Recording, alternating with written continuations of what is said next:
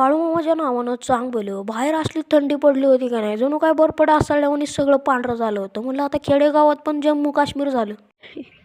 कसली थंडी ही धुई पडली दिसत पण नाही. पहिल्यांदाच एवढी थंडी. आईने खारका घेतल्या होत्या मला माहितीच नाही. आता मला म्हणली दर तुला खारका खायला. आईला म्हणलं तू खारका कवा घेतल्या? आई म्हणली तू घर झाडत होता तेव्हा मी खारका खायला घेतल्या. म्हणलं घर झाडत असताना दुनिया इकडची तिकडं झाली तरी मला कळत नाही का. कोणी घेतलं आहे खारका? एकटीने घेतलं गोड पण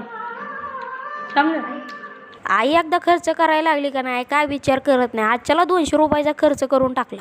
3 दिवस झालं टीव्हीचा सिग्नल गेला होता आणि 3 दिवस टीव्हीची बटणं दाबत होती ना. आजच्याला सिग्नल आलाय तर आई टीव्ही पासून उठाना. आई म्हणली माझ्या 3 दिवसाच्या मालिका राहिल्यात, बघू दे जरा मला. वरून सिग्नल आलाय ना. आई काय म्हणते माहिती का, माझ्या जेवढी ताकद आहे ना, मी देवाचं नाव घेतलंय म्हणून सिग्नल आलाय. 3 दिवस बरं सिग्नल नाही आला. वास आला. आईने शेगडीवरती वांग भाजायला ठेवलं होतं आणि तिकडे टीव्ही बघायला आली होती. नेमका वास आला तिकडं आम्ही सगळी जण पळत आलो होतो. बघतोय काय वांग्याची एक बाजू खराबली होती. वांगी भाजून झाल्यानंतर आईने इकडे कातड काढायला आणलं होतं. मग मी नाही कातड काढत बसलो होतो, पण वांग्याचं कातड गरम असल्यामुळे आईला म्हणलं तू एकटीच काढ. आई म्हणले माझा हात काय लोखंडाचा आहे काय, काढू लाग.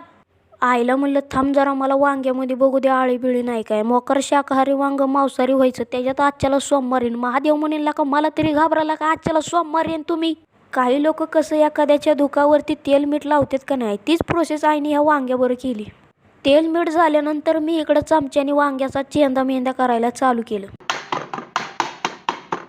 मी नाही जेवायला बसलो. आईचं निम्म लक्ष तर सगळं टीव्हीकडेच होतं. जेवायला केलं होतं बटाट्याचं कालवण आणि वालीच्या बिया आणि इकडं खारं वांग केलं होतं. मी इकडं खाऱ्या वांग्याचा आणि बटाट्याचा बुकना पाडायला चालू केले टीव्ही बघता बघता. जेवण झाल्यानंतर झोपलो होतो. झोपतून उठल्यानंतर आईचं चाललं होतं इकडं वाटाणा निसायचं का. मग मी पण आईला इकडं वाटाणा निसू लागायला चालू केलं. कसं आहे माहिती का, मदत केली का नाही काम पटक्यानी होत्यात आणि एकाच माणसावर अवलंबून ठेवलं का नाही त्याला पण वेळ लागतो आणि आपल्याला पण वाटतं काम का उरकते. सरळ झाली हो बघ आई.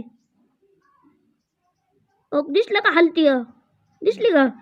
ओ बाई साहेब तिला गरमी लागायला लागली होती, नीट झाली. रविवार सोमवार 3 दिवस फ्रीज मध्ये आळी होती तरी मरली नाही. 3 दिवस आपण राहिलो, मरून जाईल का अजून जिवंत आहे ती. आणि आई म्हणली फ्रीज मध्ये गारठून मिली, कशाची मिली आहे ती जिवंत आहे. फारच सरळ झाली हो बघ. आळस द्यायला लागली, हळूहळू जीव यायला लागलाय तिच्यात. दिसत तसं नसतं म्हणून जग फसत. थोड्या वेळाने ना थोड्या वेळाने चालायला लागन. तिला उन्हात टाक नाही. हा उन्हात टाकू आहे तिच्यावर काय PhD करायची काय आपल्याला. तुरु तुरु अशी आखडलेली होती, आता डायरेक्ट सरळ झाली. बघू ना 10-15 मिनिटांनी चालते का नाही. चालणार 100% चालणार. सरळ झाली म्हणलं तिच्या आता हळूहळू जीव याय.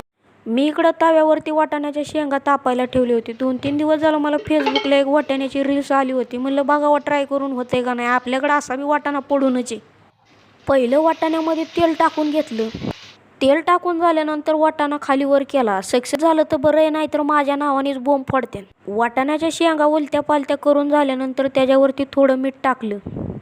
त्याच्यानंतर शेंगांवरती काटले ठेवले. गुदमरून त्यांचा जीव जावा म्हणून जरा त्याच्यावरती हात ठेवला. बाळूमामा सक्सेस होऊ दे बाबा, नाहीतर माझ्या नावाने खडं फोडते. मला काय दम नाही निघाना म्हणून मी उलातण्याने वर उचललं आणि शेंगा काय म्हणतात, आहो मालक झालं नाही, आमचा जीव नाही गेला, अजून झाकून ठेवा झाकून ठेवा. राग तव्यावरची डिश काढली आणि अजून जीव नाही गेला म्हणून मी त्यांना उलतं पालतं करायला चालू केलं.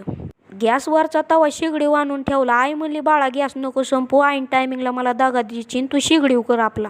वाटाण्याच्या शेंगा चांगल्या भाजल्यानंतर मी नाहीने इकडे वाटाण्याच्या शेंगांचा बुकना पाडायला चालू केली. ही रेसिपी बनवताना माझ्या मनात एक प्रश्न पडला होता. तो प्रश्न मी आईला विचारला. एकच ना खरंच आहे हा, आणि खराब झालं असतं तर शिव्या दिल्या असत्या मला. खराब होतच नाही. नाही माझ्याकडून रेसिपी चुकली असती तर. नाही खराब होतच नाही रेसिपी चुकायला. रेसिपी जर चुकली असती ना तुझ्यामुळं त्याल वाया गेलं. पहिल्यांदा माझी कुठली तरी रेसिपी सक्सेस झाली आणि ती मी घरातल्यांना खायला घातली. त्याचा मला आनंद वाटला. भाऊ आईला म्हणला मला शेवाया कर. म्हणलं तुझ्यामुळं पण माझं चांगले दिवस आलं, मला पण खायचं होतं. खालो की नीट. साखर टाकायची का? साखर टाकायची असं बरं लागतं. आमच्या आईला कुठला पदार्थ बनव म्हणलं का नाही, आई नाही म्हणत नाही. त्याच्यामुळेच देवाला म्हणतो माझ्या वाईट काळामध्ये बी माझ्या आईला ठेव आणि चांगल्या काळामध्ये बी माझ्या आईला ठेव. वाटलंच तर माझं अर्धा आयुष्य माझ्या आईला दे. आई म्हणली माझं एकच काम कर, घरामध्ये जेवढी आता भांडी असते का नाही आपण खाल्ली पिल्लेली सगळी भांडी आणून बाहेर ठेव. मग मी सगळी भांडी उचलली आणि बाहेर आणून ठेवली. नळाला पाणी आलंय का बघितलं, वाह नशीब बी किती भारी. आईसाहेबांना म्हणलं नळाला पाणी आलंय, घ्या तेवढी भांडी घासून. आईसाहेब म्हणले तेवढं घरी घे झाडून. आईला भांडी घासायला लावली आणि आईने मला इकडं किचन घर झाडायला लावलं. नसतं सांगितलं तरी मी झाडून घेणारच होतो.